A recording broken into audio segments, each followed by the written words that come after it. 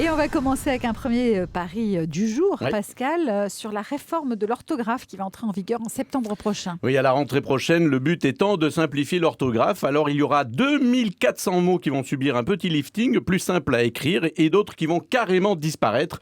François Hollande, par exemple, n'a pas attendu le mois de septembre. Il a déjà fait disparaître quelques mots. Il a fait disparaître les mots Parti socialiste et gauche. Ça n'existe plus. Le mot croissance a disparu aussi. En tout cas, on l'emploie pas beaucoup, alors autant le faire disparaître. Et il aimerait aussi supprimer popularité parce qu'on l'emploie pas très bien à son sujet. Valls, lui, il a supprimé des noms propres. Il a supprimé Montebourg, Filippetti, Amand. Et dernièrement, Taubira, exactement, supprimé. Et puis, très important, en septembre prochain, dans cette réforme de l'orthographe, ce sera la suppression de l'accent circonflexe. Et alors là, ça pose un énorme problème. Alors, dans une école publique, ça va, mais dans une école privée catholique, gros problème, gros souci. Par exemple, écrire « je vais me faire un jeûne » avec l'accent circonflexe, il n'y a aucun doute, on parle bien de la diète.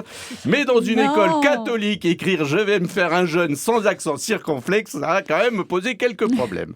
Pour simplifier l'orthographe, on va également supprimer le « i » de « oignon », parce que sinon les enfants prononcent « oignon », donc on supprime le « i ». C'est plus sérieux, simple, c'est vraiment sérieux, oui. C'est vrai que les oignons, c'est un peu comme entendre parler Ribéry, ça pique les yeux.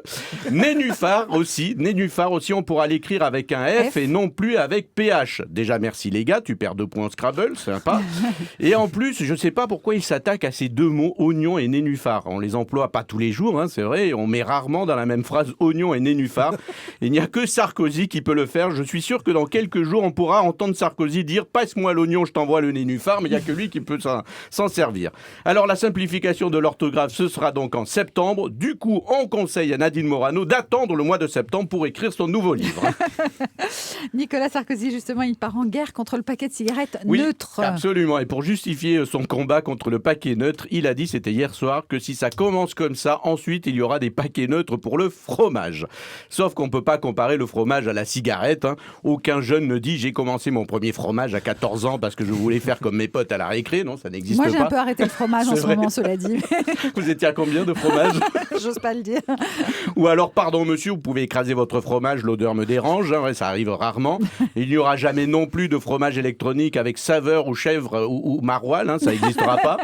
Le paquet neutre, vous l'avez compris, c'est pour éviter que les jeunes ne soient séduits par un paquet de cigarettes. Et justement, pour éviter que les jeunes ne fassent n'importe quoi, on pourrait mettre le paquet neutre sur les albums de Maître Gims ou David Guetta, ça éviterait pas mal de problèmes.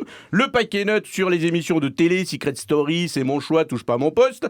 Et ce qui serait vraiment bien, parce que ce sont tous les mêmes et sont vraiment pas intéressants, c'est le paquet neutre sur tous les livres des hommes politiques. Ça serait quand même pas mal. Et puis on parie sur plusieurs films qui sont sortis hier. Oui, alors d'abord Chocolat avec Omar Sy, très beau film, et mention spéciale évidemment à Omar Sy qui tient vraiment le film sur ses épaules, je l'ai vu hier. Avec John Thierry quand même. Absolument, le petit-fils de Charlie Chaplin. Du coup, on a envie de reprendre sa blague dans Intouchable, pas de bras, pas de chocolat. Il est tellement indispensable au film qu'il n'aurait pas pu exister sans lui, donc on a envie de dire pas d'Omar Sy, pas de chocolat évidemment. Et puis il y a le biopic sur Steve Jobs, le créateur génial de Apple. Alors moi j'irai pas le voir tout de suite, je vais attendre un peu parce qu'ils vont faire comme avec les téléphones. Il va y avoir une suite, Steve Jobs 2, Steve Jobs 2S, le mini Steve Jobs. Donc moi je vais attendre le Steve Jobs 6S comme ça. Le seul problème, si c'est comme pour les téléphones, la place va coûter quand même un peu plus cher dans quelques mois. Donc patience. Merci Pascal, c'était les paris de Pascal avec Pascal Etlenza.